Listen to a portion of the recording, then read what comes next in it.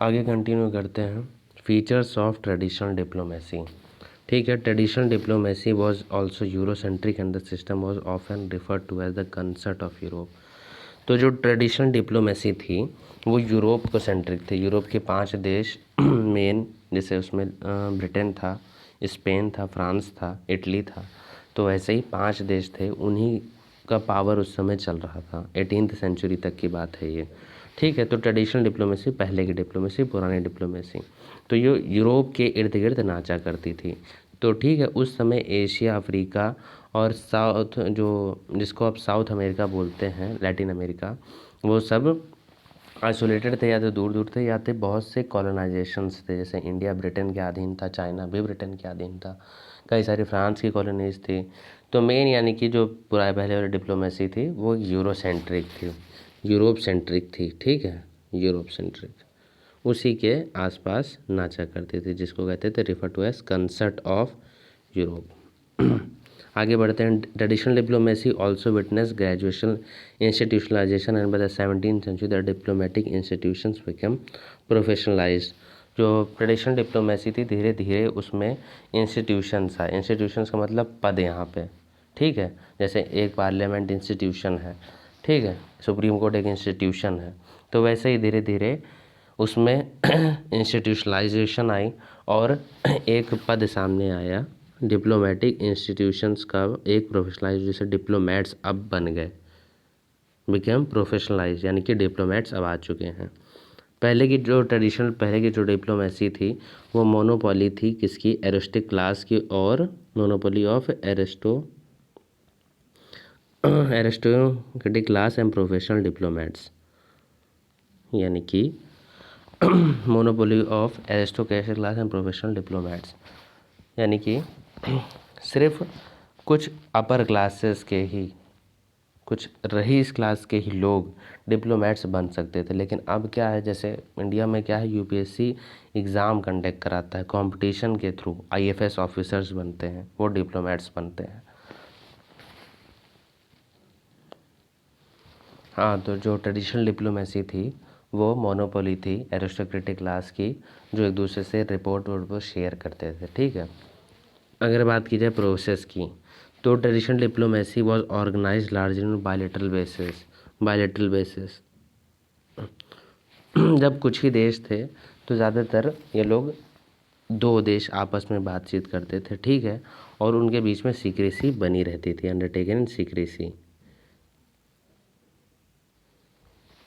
कोई ज़्यादा ओपनली बात नहीं होती थी, 2 देश के लोग आपस में बैठे, सीक्रेट में बात हुई, बस इतना। ठीक है, 15th सेंचुरी के बाद से diplomacy has become a regularised process with the development of diplomatic protocol, यानी कि 15th सेंचुरी के बाद से जो डिप्लोमेसी है ये एक रेगुलराइज प्रोसेस हुई, यानी कि डिप्लोमेट्स भेजे जाने लगे। ठीक है, और राइट्स की बात होने लगी, प्रिविलेज की बात हुई, इम्यूनिटीज़ की बात हुई, attach to both diplomats and diplomatic activities, यानी कि राइट्स, एक डिप्लोमेट के अधिकार क्या हैं, उसके प्रिविलेज क्या क्या चीज़ें उसको मिलती हैं जब वो डिप्लोमेट के तौर पे काम करता है, किस किस चीज़ से उसको बचाव है। तो डिप्लोमेट्स के, यानी कि तब जाके बात हुई 15th सेंचुरी के बाद से एक डिप्लोमेसी, एक रेगुलराइज प्रोसेस हुई रोज़ाना, यानी कि डिप्लोमेट्स अब सेंड किए जाने लगे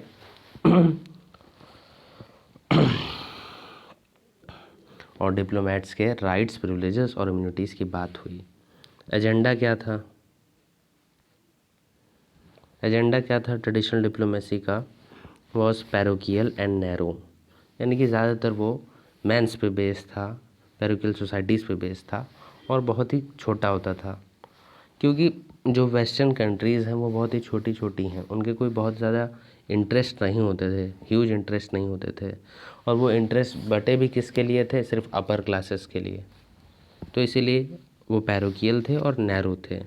वाइड क्या कहते हैं, the agenda was not only setup by the relatively under development state of bilateral relationship between states, the प्रीऑक्यूपेशन of diplomacy reflected the प्रीऑक्यूपेशन of political leaders. तो वाइट ये कहते हैं कि जो एजेंडा होता था, ठीक है, वो ये सिर्फ ये नहीं दर्शाता था, नॉट रूलिंग मतलब सिर्फ ये नहीं दर्शाता था कि वो बायलैटरल है, दो स्टेट्स के बीच की बात है और वो अंडर डेवलप हैं यानी कि स्मॉल, पैरोकियल और नैरो हैं, लेकिन उससे ज़्यादा इम्पोर्टेंट ये था कि जो प्री ऑक्यूपेशंस ऑफ डिप्लोमेसी यानी कि डिप्लोमेसी की जो सोच थी वो रिफ्लेक्ट करती थी किसकी सोच, पॉलिटिकल लीडर्स की सोच, क्योंकि डिप्लोमेट क्या थे, पॉलिटिकल लीडर्स ही एक टाइप के थे, क्योंकि वो एरिस्टोक्रेटिक क्लास के थे, कोई कंपटीशन देके नहीं आए थे वो। फीचर्स ऑफ न्यू डिप्लोमेसी की बात करें तो इसका स्ट्रक्चर क्या है, ऑलमोस्ट सेम है जैसे पुरानी वाली का था, ट्रेडिशनल का, लेकिन एक डिफरेंस की बात की गई है कि stage has to share by the state with non state actors like inter governmental organisation and NGOs, कि अब सिर्फ स्टेट की बात नहीं रही, स्टेट टू स्टेट की बात नहीं रही न्यू डिप्लोमेसी के तहत। अब इंटर गवर्नमेंटल ऑर्गेनाइजेशंस हैं, जैसे यूनेस्को है, UNO है, ठीक है, UN है, नाटो है, तो अलग अलग ऑर्गेनाइजेशंस जो बनी हैं गवर्नमेंट्स के बीच में, अब उनके बीच में भी बात आती है, ठीक है, और NGOs जो गवर्नमेंट नहीं है लेकिन वो इंटरनेशनल तौर पे काम करे, जैसे एमनेस्टी इंटरनेशनल है, एक एग्ज़ाम्पल है। तो ऐसी गवर्नमेंट्स के बीच, गवर्नमेंट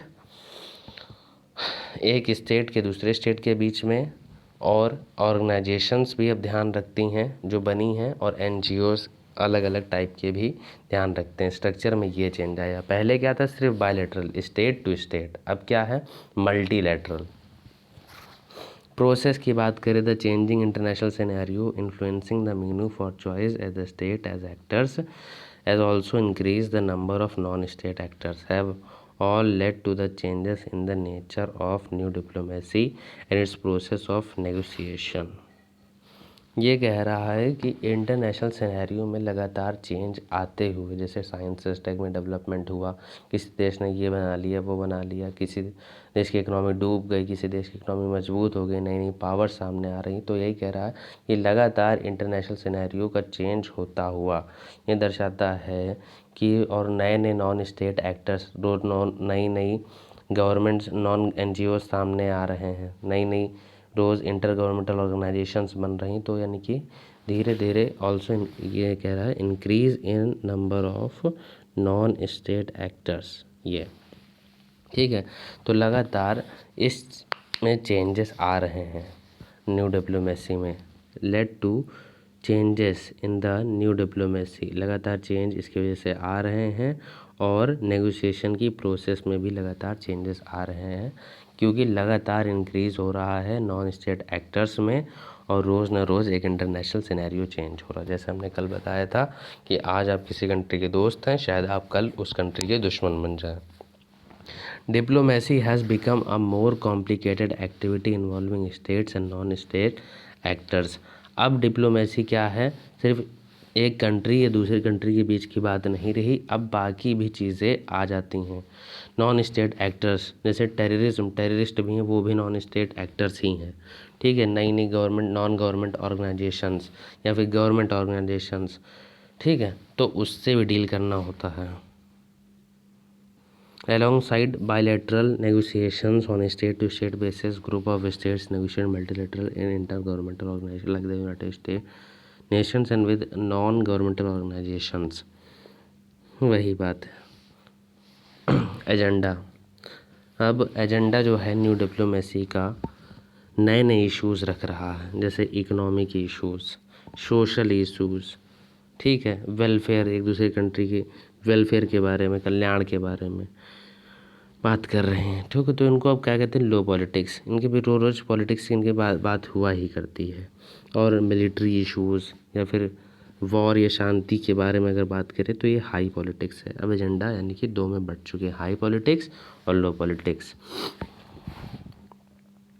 न्यू डिप्लोमेसी के तहत दो डिप्लोमेसी थी, ट्रेडिशनल और न्यू डिप्लोमेसी। न्यू डिप्लोमेसी कब से स्टार्ट हुई, 18th सेंचुरी के बाद से, या फिर World War I से अगर हम कहें।